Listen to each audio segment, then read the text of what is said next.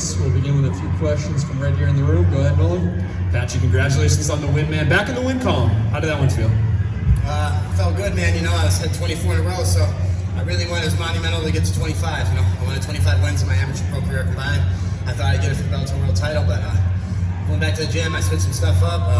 So it meant a lot coming here with Jake Shields and you know, Eric Nixick, all my coaches from Extreme Couture, man, they prepped me correctly, so I'm glad to come out here and get a win. Were you surprised at how gritty he was? I know short notice replacement, kind of a vet, but were you surprised at how tough he was in there?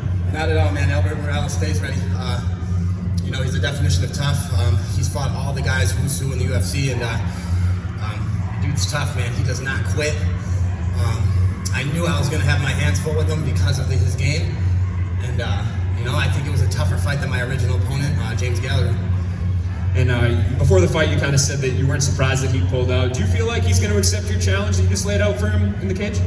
I don't know. He's been here. He's been DMing me all weekend, running his goddamn mouth. So I'm hoping he just shuts his mouth, signs a contract, and actually shows up instead of running. You know, he's the only person I've ever seen to not come to school but try to play in the football game, for instance. You know, he's here at the event, but he's scheduled at the event. It's the most bizarre thing I've ever seen. And I know it's kind of there's only so much area in the casino that we really travel here, but did you see him at all? Did you run into him? Ran into him all weekend. He's been talking shit all weekend. He sent me about 40 DMs before I came out here. You know, he's telling me all day that you better not lose, you're gonna get cut, and all that shit, you know. It's the epitome of just like a diva move, you know. He's DMing me on my way down here to try to get in my head, hoping I lose, you know. Like I said, man, I sustained a minor back injury for this fight last Thursday. It was very, very hard. I killed myself to cut this weight here. I got real heavy. Last week, I think I was like, you know, not to quote it, because I'm in this commission, you know, I'm in the commission, so I was heavy, let me tell you. I ran all week this week with a tore up pinched nerve in my back, and I still made the weight. And that's what Albert said, you know, you're a real one for making that weight, because he knew, you know, we were trying to get a catch, and he wanted to push me down to make this weight, so. You know, this wasn't the best me, especially not the cardio for instance, because I cut so much weight to make this. But next time I'm gonna make sure that I stop going so hard the week before. You know, last Thursday is the day I hurt it, and I was training like a madman 8 days out. So I'm gonna be better prepared next time.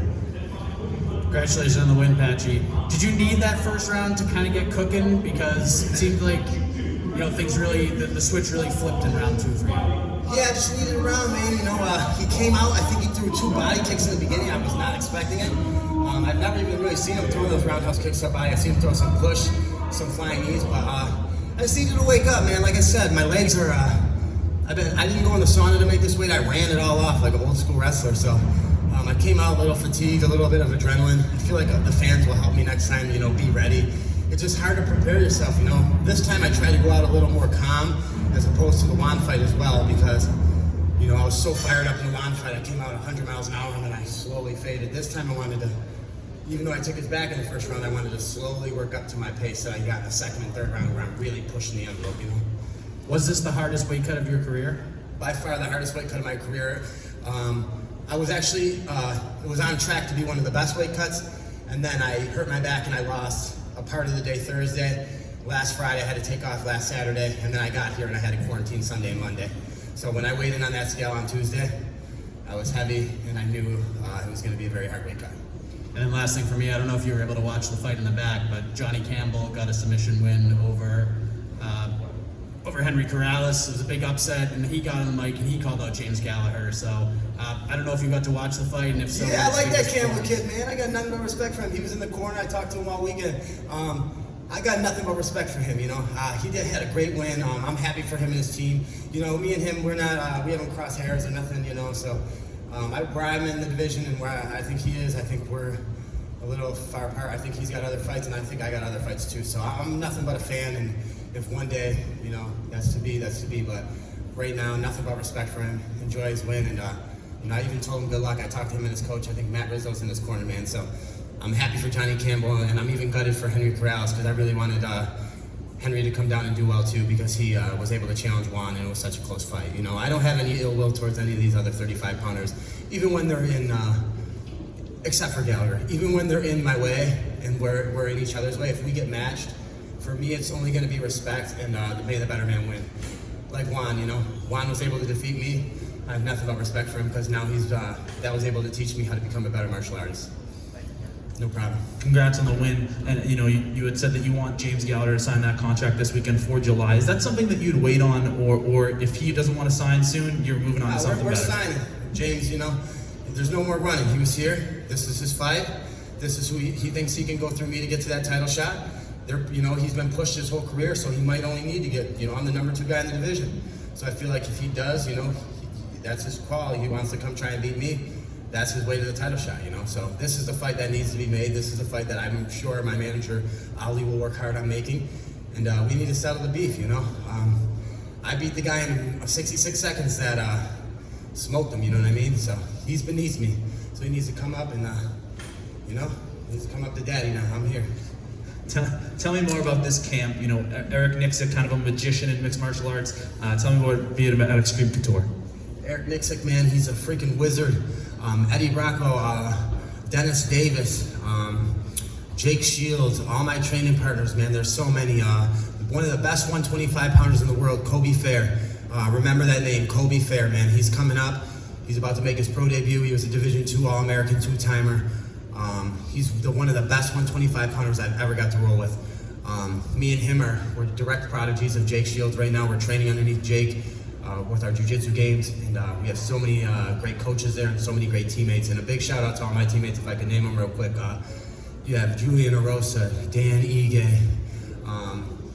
Cody Stamen, all the Hawaiian top team, Kai Kamaka, Boston Salmon, Puni Puna, Sean Strickland.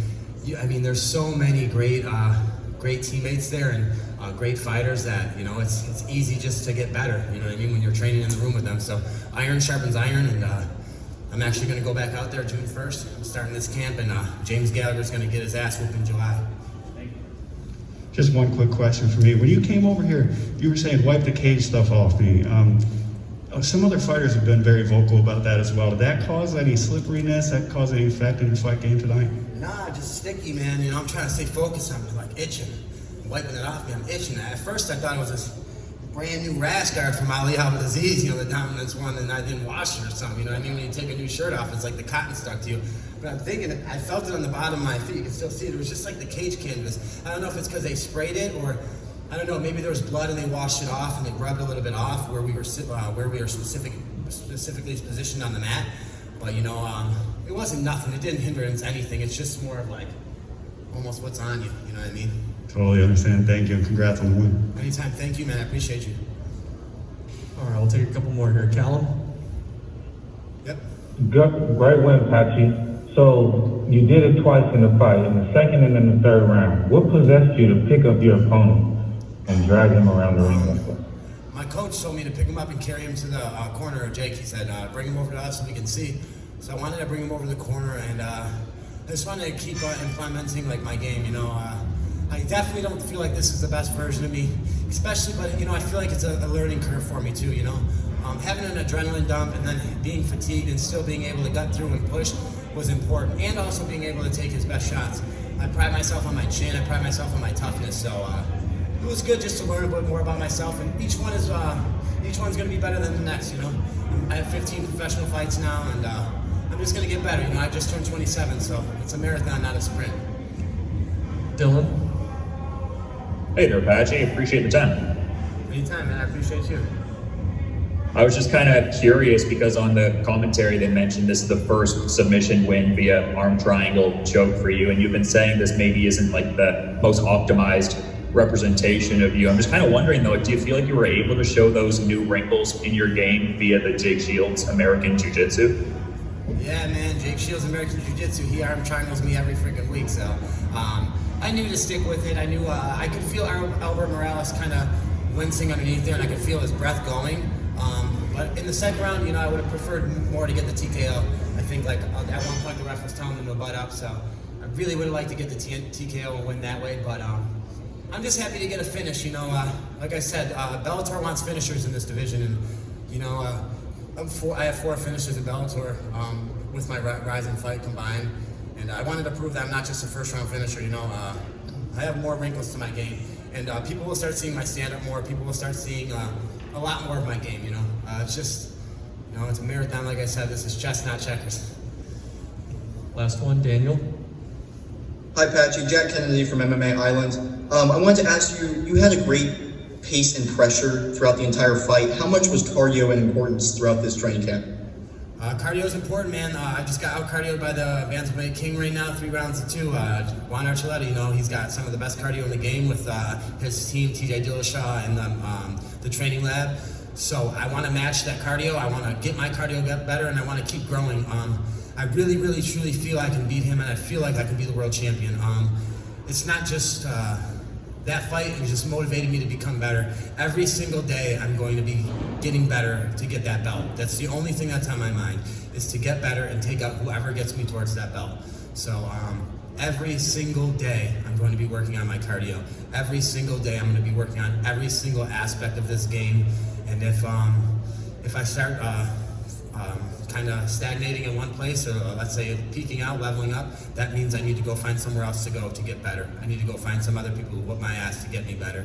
And it's a big credit to not only Extreme Couture, but I trained half my camp with Islam Makhachev's team and the Russian team, Umar Nurmagomedov, Usman, and Ali had me with all them as well. So big shout out to them, Javier Mendez, and all of the team that came to the UFC PI to get ready for their fights, and they welcomed me with open arms.